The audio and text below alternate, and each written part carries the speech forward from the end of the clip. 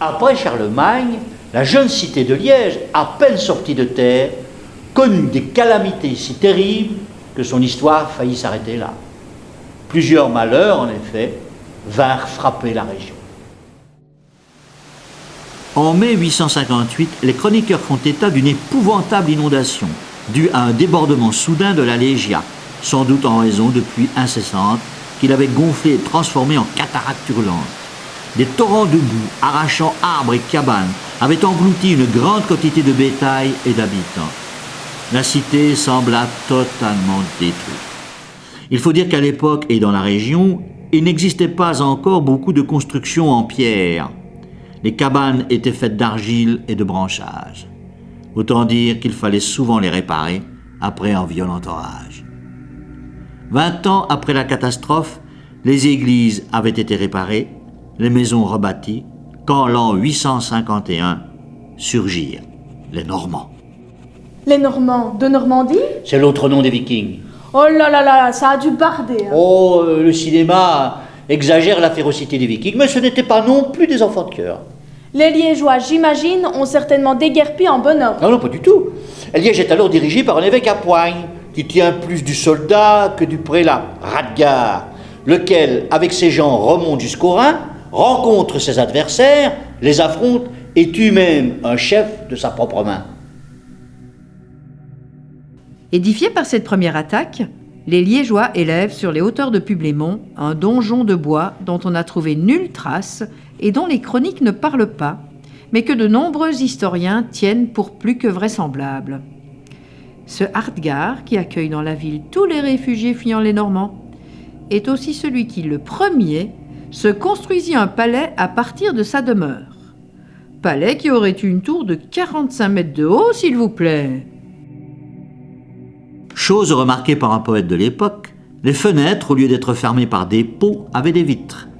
Les voûtes des plafonds avaient été décorées de fresques peintes, dont 16 scènes du Nouveau Testament.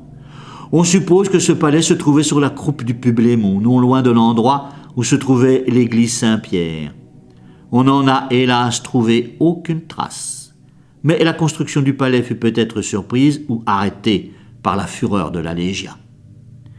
L'évêque combattant disparut, mais les Normands, eux, demeurèrent.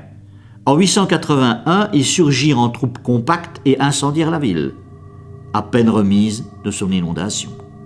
Liège, d'ailleurs, ne fut qu'une étape dans ce tourisme du pillage qui ravagea les Flandres, le Brabant et les pays du Rhin.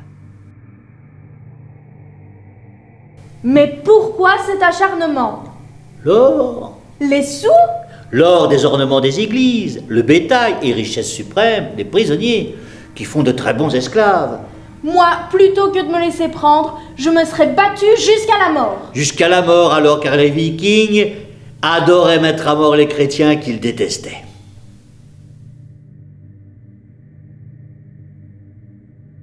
D'ailleurs, les églises, heureusement vidées de leurs trésors par des moines diligents, furent incendiées et la basilique Saint-Lambert, où Charlemagne était venu prier, n'avait plus de toit. L'hiver de cette année-là, la neige y tombait.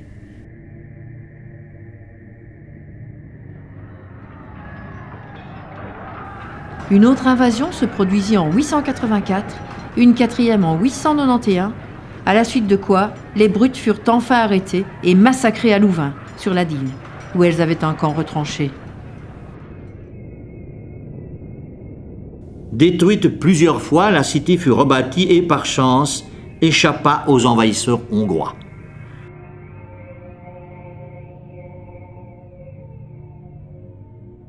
Anecdote curieuse, c'est à cette époque que fut créée entre les murs de la cathédrale une école de chant, qui fit grand bruit dans toute l'Europe du Nord. Comme quoi, on peut voir brûler les églises et chanter ensuite des louanges au Seigneur. En 1558, Michel de l'Hôpital n'avait-il pas déclaré « Les Liégeois ont été plus que tous les ans domptés, néanmoins ils ont toujours relevé leur crête, entendez, leur tête ». Pour qu'on s'en souvienne, la citation a été gravée sur le mur de la cité administrative.